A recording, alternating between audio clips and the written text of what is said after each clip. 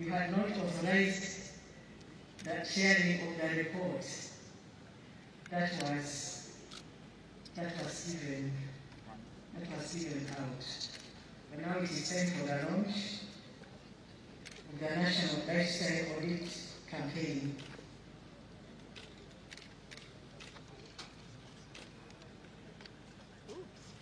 Your Excellency, we request you to have a photo moment with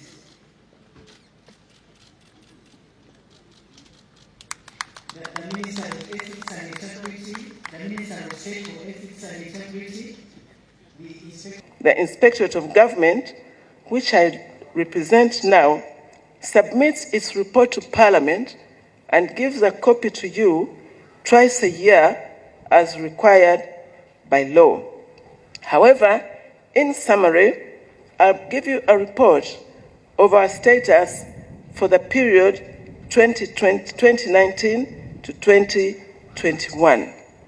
We have in our system today 5,000 plus active cases of corruption reported by whistleblowers, all valued above 500 billion shillings. The locust money, 24 billion, COVID-19 money, 59 billion, the Innovation Fund of former Ministry of Science and Technology, 78 billion, renovation of Entebbe Airport, 17 billion, SAGE money involving ghost elderly people, 49 billion, Ministry of Agriculture, 9 billion, and mismanagement of Entebbe International Airport, which is a case you investigated yourself and to send to the IG for prosecution, and numerous other cases from local governments, majorly about violating procurement processes leading to award of contracts to undeserving applicants at exorbitant prices. For the larger audience listening to me out there, to understand this, I want you to imagine your child who goes to school and every year for 5 years from P1 to P7 brings home a report with a score of 26, 27% in every subject every year and is positioned number 150 out of 180 students.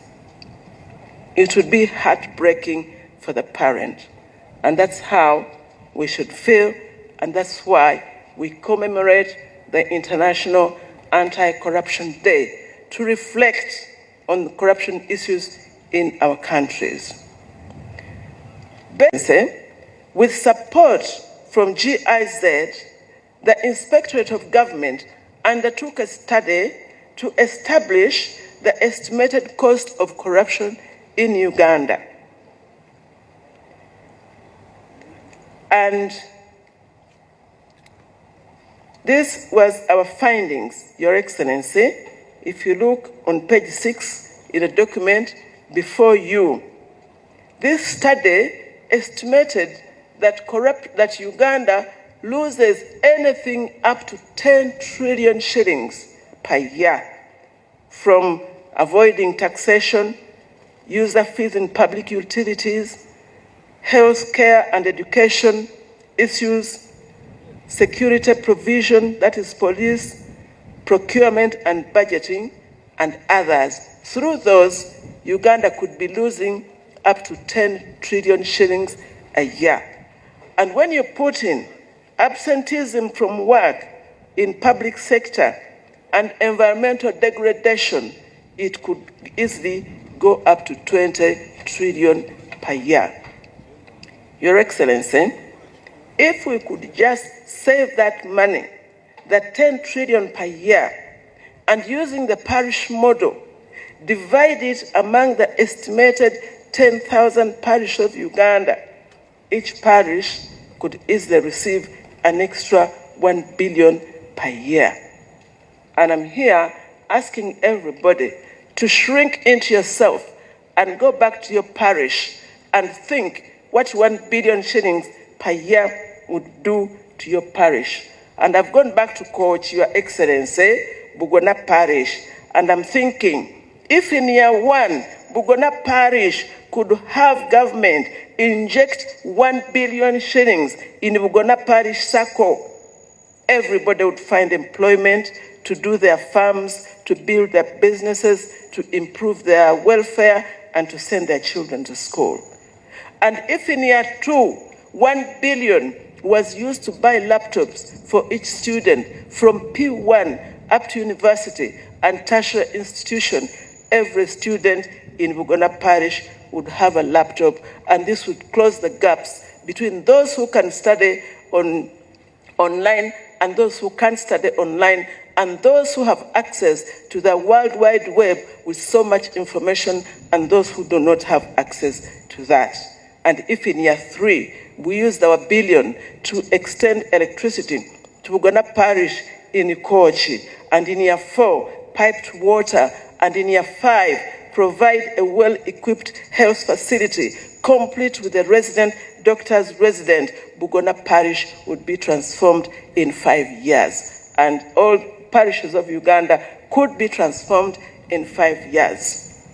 Your Excellency, transformation is achievable, but we must first save 10 trillion shillings that we lose to corruption every year.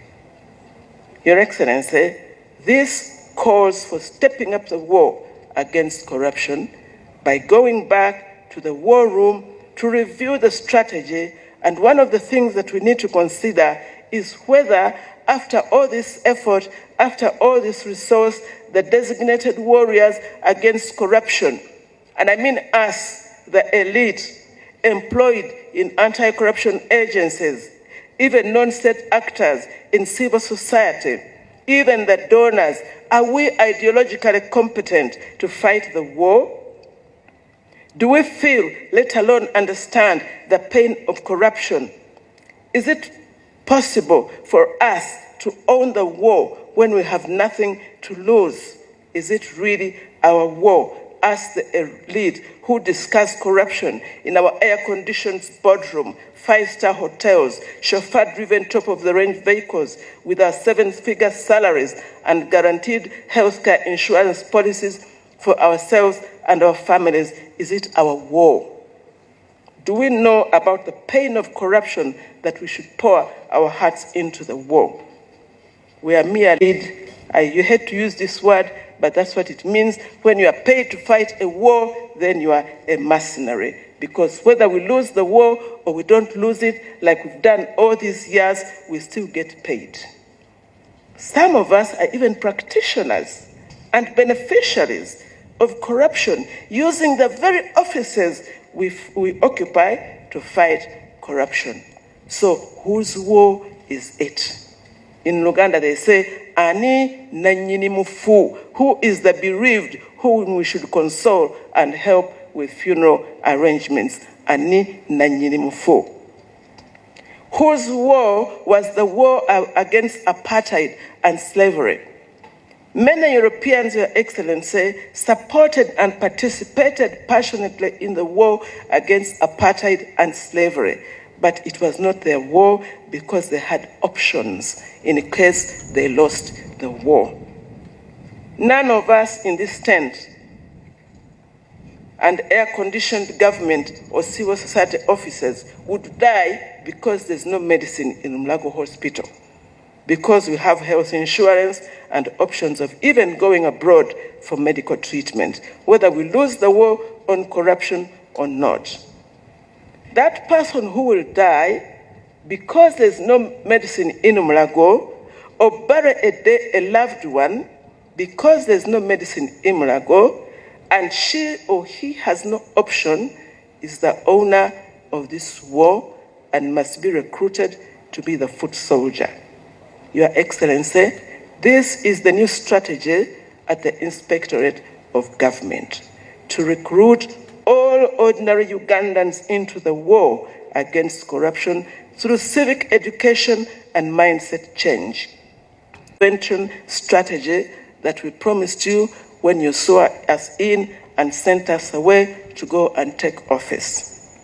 We are going to rebrand the war from being the war of only President Museveni, who goes around the country condemning corruption, or the IGG, or Parliament, or State House Anti-Corruption Unit, to become the citizens' war against corruption, thereby creating